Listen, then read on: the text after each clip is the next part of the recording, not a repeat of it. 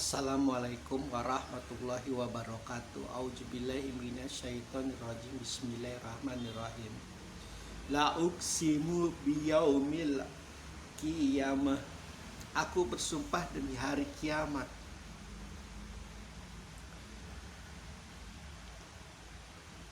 Surat Al-Qiyamah masih 12 dengan surat Al-Insan, yaitu bagaimana tentang manusia pendosa dan durhaka yang kerap kali mengingkari akan adanya hari kiamat.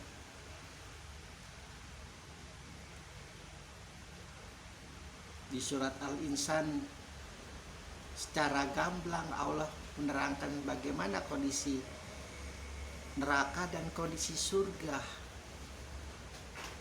balasan bagi segala perbuatan manusia ketika hidup di dunia. Saking keras kepalanya manusia, saking tenggelamnya manusia dalam lubang logika, dalam lubang hasutan lanatullah, kerap kali itu bahkan Allah sendiri merasa geram, Allah sendiri merasa murka. Bahkan pada saat kondisi tangan kanannya lebih cepat daripada tangan kirinya, bisa jadi tangan kirinya bisa melampaui tangan kanannya, saking besar murkanya. Sementara rahmatnya, hidayahnya, pengasihnya, belas kasihnya, rasa sayangnya terhadap manusia itu senantiasa diberikan kepada manusia itu. Namun karena sudah tidak ada jalan lain lagi bagi Allah untuk tidak menahan murkanya. Dan surat ini adalah surat bagaimana balasan bagi manusia yang tidak bisa mengenal dirinya dengan baik, tidak mampu melawan hawa nafsunya, tidak mampu melawan kejumutannya, melawan egonya, senantiasa mengambil jalan yang pada akhirnya akan menuju penyesalan.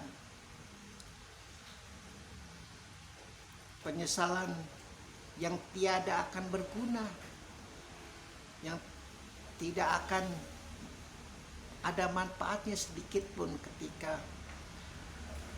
ada kata kiamat.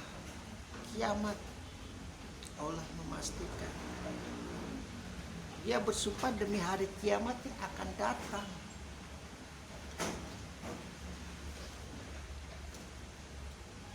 Memang luar biasa licik, luar biasa sangat tidak berperi kemanusiaan hasutan lanatullah itu. Dia begitu takut kepada Allah sampai mendengar kata Allah saja dia lari terbirit-birit. Gak usah kata Allah, kata malaikatnya saja jawabannya dia juga lari terbirit-birit ketika Rasulullah sedang berdebat dengan Abu Jahal.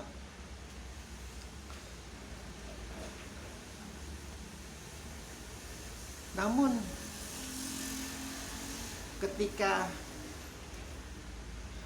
dihadapkan kepada manusianya, dihadapkan kepada entitas makhluk yang Allah ciptakan itu yang namanya manusia, kaum jin dan setan marakayangan, dia mampu meninabobokan manusia-manusia itu dari anak keturunan Adam untuk tetap merasa dapat diselamatkan, tetap merasa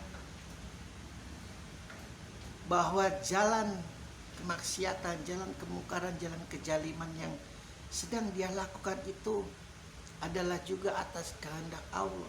Luar biasa. Dipelintir-pelintir ayat-ayat Al-Quran bahwa sesungguhnya manusia itu tidak memiliki suatu kehendak kecuali apa yang dikehendaki oleh Allah.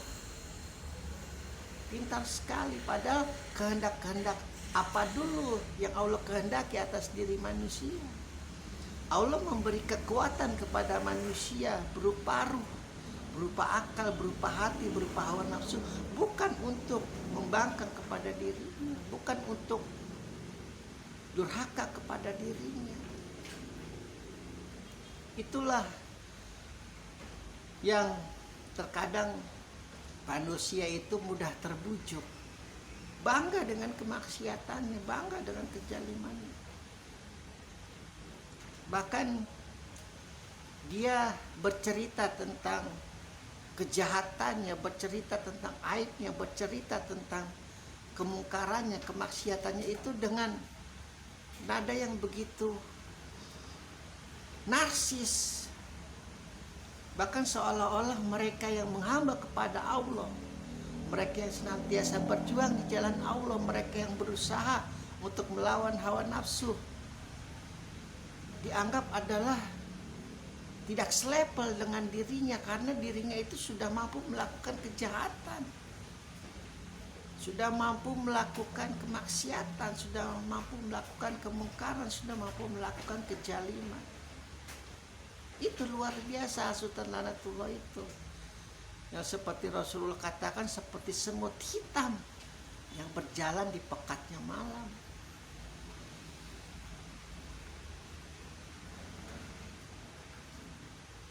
Dan ketika Allah memastikan sumpahnya ini, kita baru pertama kali nih terdapat firman Allah yang berkata dia bersumpah demi hari kiamat. Dan sudah dipastikan, kita uraikan, kita telaah bahwa benar-benar alam semesta dijadikan bubur. Kita bertemu dengan tulang belulang kita, kita bertemu dengan ruh kita, disatukan kembali menjadi makhluk yang sejati, menjadi yang paling hakikat. Apakah rupa kita itu akan jadi seperti binatang buas, atau malah seperti penampakan ruh orang-orang yang suci? Apakah kita dekat dengan Al-Quran sehingga Al-Quran menemani kita terus dari sejak alam barza hingga hari kiamat sampai masuk surga insya Allah? Namun yang pasti, sekali lagi, meskipun Allah betapa murkanya kepada manusia yang membangkang, yang durhaka kepadanya, namun ya, jalan menujunya itu sebanyak butir pasir di pantai, sebanyak butir pasir di pantai, dari sejak zaman Nabi Adam sampai Muhammad sampai akhir zaman. Karena kita tidak bisa terus hidup dalam ketakutan akan murkanya Allah, tidak dapat hidup terus dalam ketakutan akan tiadanya rahmat, hidayah dan kasih sayang Allah. Kita harus tetap jadi balance, jadi seimbang. Di satu sisi kita menghamba, kita begitu takut kepada Allah, namun di satu sisi juga kita tahu bahwa Allah itu Maha Pemaaf, Maha Pemberi hidayah, Maha Pengampun. Surat Al-Qiyamah kita sudah sampai, di mana insya Allah kita akan menemukan banyak begitu keajaiban di surat ini. Yang pertama keajaibannya adalah Allah bersumpah atas hari kiamat. Ini hari yang sangat besar, hari yang paling besar malah. Ketika kaum cendekiawan, kaum teknokrat, kaum sains tidak mempercayai adanya hari kiamat, nanti Allah buktikan bahwa hei, nabiku itu bukan pembohong, nabiku itu bukan pendusta, nabiku itu bukan penipu. Kalian telah mendustai, kalian telah mendurhakai, kalian telah menipu diri kalian sendiri. Hari kiamat, hari yang sangat besar, bukan hanya bagi manusia, tapi bagi seluruh alam semesta, kaum jin, setan, marakayangan, bahkan malaikat sekalipun. Alhamdulillahirabbil alamin.